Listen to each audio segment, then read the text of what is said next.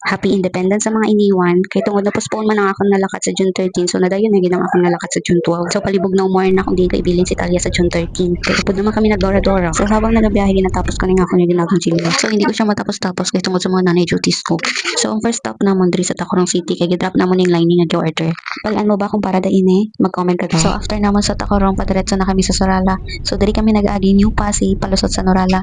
So first time ko mag-agi diri mga dino, lusot kami sa barangay Ginsangan ba to? Basta amo na to ah. So pag-abot namon diri sa Sorada, gidrop namon ning lining nga gi-order. So medyo nadugay pa kami diri kay nagchismis-chismis pa sila. Pero dugay-dugay naghalin man kami kag amo man pagmatas ang amon nga dalaga. So mga 4:30 na kami nakahalin sa Sorala. 2:30 kami naghalin sa Isulan. Medyo nadugay lang gid kami kay tamo kami giagihan. Pag-abot sa Jensa nadulungan kami kahulat sining ako nga magulang. Kay ginatawagan wala kita nagasinabal. Balon pa niya nga malayas na daw ko kay damo dala ko nga sako. Baw malayas lang man ko sako pagidbutangan ko. Ano-ano man din mo. Te nagabihan na gid kami pamalungon. So fast forward mga day nag-aga na gid man. So tapos na kami da prepare sa mga daralo namon. Kay birthday sa magulang ko sa June 30 nang agad siya maligo. So igo siya manghagad mga day ara na kami dito. Ti wala gid tamon kadalas ang amon na pangligo. Nakaupod man tani si Lucas kung balan ko lang. So after pila ka mga minuto mga day naabot na di kami diri sa amon napakadtuan diri sa Sky Nature Park. Charis lang do bayad ba. So diri lang na sa City Umaho, populasyon Malungon Sarangani Lapitan mga day. So bayad na lang mga day na nakahabol kami sa ilang nga promo. 70 pesos ang ilang nga entrance fee kag free naman ang 1 to 3 years old. Pagsaka mga day isa lang mahambar ko. Wow, good luck sa amon bagtak kay ara pagali sa pinakataas ang swimming pool. So may bitbit kita nga kalat no kay kung magtinunto dito sa aton karon higot ko gid ang liog ni. Charis lang. So medyo taas-taas pa gid ang amon nga gisaka day. Kung may sakit ka kag dali ka hapuon pahimunon ka na lang dra sa inyo nga balay day. Kay hindi gini para sa imo. So pag-abot naman sa cottage day igo lang naman gipamili ng amon nga mga dala kag nagsaka kami diri sa pinakataas.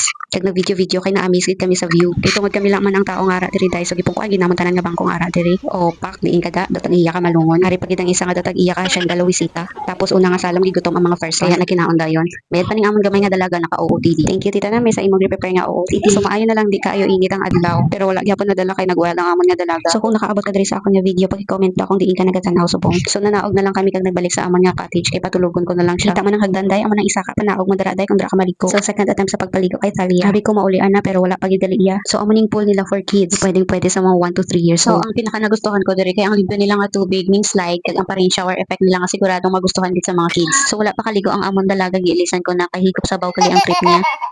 Baw ayawan man si mama kapahipo sa imo, diri lang man gali ang gusto mo.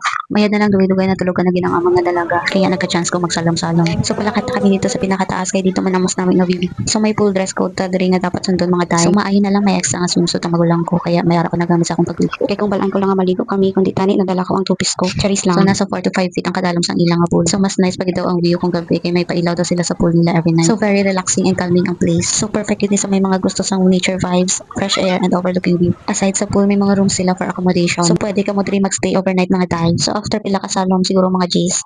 Gigo tong mga tin kaya nagkaon ko kag timing na mataning ang mga dalaga. Kaya sa wakas nagsugot na gyud maligo kay okay naman ang mood niya. Nakahigop naman siya sa bakal nakatulog na. Maskin pag floating daw wala na lang sa iya. So hindi man ko magpapildi mga day. So i-try ko man ning ilang nga slide. So medyo sapnot lang siya mga day no hindi dire-diretso imong nga slide. Pero kung nakatupi siguro ko wala pa 2 ka segundo ara na kasdalong. Charis. So mga 2 PM naghimos na kami kay maguli. So timing lang gid uli naman ang pagbuntak sa ulan. So ang plano nga mauli dayon pagkahapon wala gid na day. So extend naman isa ka gabi kag baliktad na ang panty. So fast forward mga day aga na naman. So before kami nag-uli, nagagi kami diri sa tiya ko. So medyo nahuya pa na siya kay nagatabon-tabon siya sang iyang itsura. Importante gwapa. So wala na kami nagdugay diri kami ginariban pang ako nga tiya. Ang amon next stop diri sa akong tiyo kay nagsindi kami kandila. So naghapit na lang kami diri kadali before kami mag-uli. So pag-abot naman sa Jensen mayara lang kami kay agihan. So nagbakal kami sang tela kag phone kay para mayara naman sang tahimon. So that's all for our 3-day gala. See you on my next vlog.